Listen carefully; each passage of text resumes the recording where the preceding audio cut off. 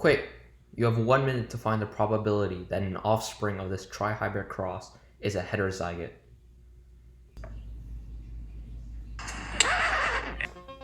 Yep, I understand how you're probably feeling right now. Probably thinking that you would have to write out the entire 64 square Punnett square. There's no way anyone could do that in under 1 minute, let alone count the number of offspring that would have the trait. But what if I told you that there was a trick to this? A trick that lets you do the same problem in under 30 seconds. Well, today I will be going over the 5 major topics that you need to know for any Punnett square problem: a monohybrid cross, incomplete dominance, codominance, sex length, and probability. First, let's talk about general monohybrid crosses. Each parent will give 2 alleles based on their own genetics. If a parent is homozygous dominant, they will give 2 capital alleles, heterozygous, 1 capital and 1 lowercase. And finally, homozygous recessive will give 2 lowercase alleles. To complete the Punnett square, you have to first draw a box with 4 spaces. Line up the alleles of the parents with the rows and columns, and you will have something that looks like this. Then it's very simple. Fill in the boxes with the alleles that is to the left and to the top of the space. If done correctly, it should look like this. Remember, the phenotype of an organism is an observable characteristic that is influenced by the genotype of the organism, which is essentially its genetic makeup. Great, now that the basics are done, let's move on. Our second topic is incomplete dominance. In an incomplete dominance Punnett square, neither allele is dominant. As a result, if an organism is heterozygous, it will have a 3rd phenotype. Here's the most popular example. A red flower will have the alleles CR and CR, and a white flower will have the alleles CW, CW. If a red flower is crossed with a white flower, its offspring will have the alleles CR and CW. Since neither allele is actually dominant, the offspring will have a pinkish color, which is sort of in between its 2 parents. Let's move on to our 3rd topic, codominance. Codominance is very similar to incomplete dominance, since both alleles are expressed at the same time in a heterozygous offspring. We usually see codominance Punnett squares when we are working with blood types.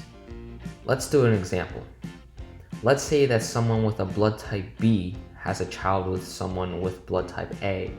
The alleles for both parents are IBIO and IAIO respectively. In this case, the A and the B are dominant to the O. After the cross, you will find that we have 4 different combinations: IA-IB, IAIO, IBIO, and IOIO. Well, in this circumstance, if the offspring has the IA-IB genotype, we would say that he or she is blood type AB, as the A and the B are both expressed together. Our 4th topic is sex length. These traits are dependent on the chromosomes of the parent. A male has an X and a Y chromosome, whereas a female has 2 X chromosomes. Usually, sex-linked traits are on the X chromosome instead of the Y chromosome.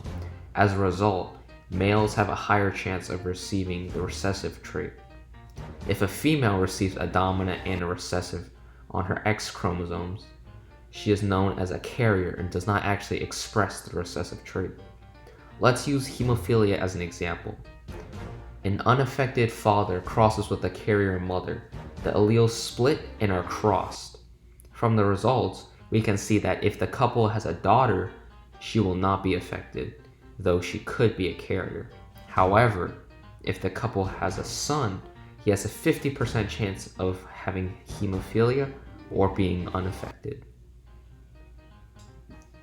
The final topic we will talk about is probability. For this, let's revisit the original trihybrid cross. If a parent with a genotype of uppercase A, lowercase a, uppercase B, uppercase C was crossed with a heterozygote, what is the probability that its offspring will also be a heterozygote? Well, it's much simpler than you would imagine. There's no need to create a huge Punnett square. Let's do these all separately. Take the A alleles. If we cross the parents' A alleles, there's a 50% chance of getting a heterozygote. If we cross the parents' B alleles, there's also a 50% chance of getting a heterozygote. Finally, if we cross the parents' C alleles, there's also a 50% chance of getting a heterozygote. If we multiply all the chances together, we will get 1/8, or 12.5%. That is the probability of getting a heterozygous offspring. Very simple and very easy. Well, I hope you learned something today. Thank you for your time and have a good day.